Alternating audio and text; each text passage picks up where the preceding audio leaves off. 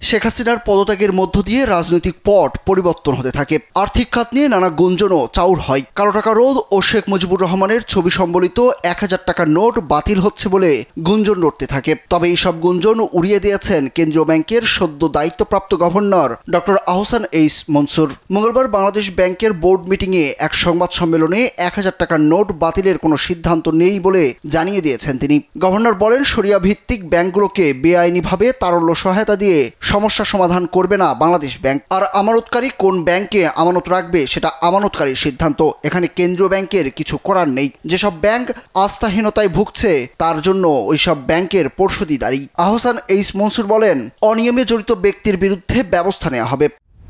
দেশের যে কোনো প্রান্ত থেকে অনলাইনে নিজেকে দক্ষ করুন ক্রিয়েটিভ আইটি ইনস্টিটিউটের সাথে।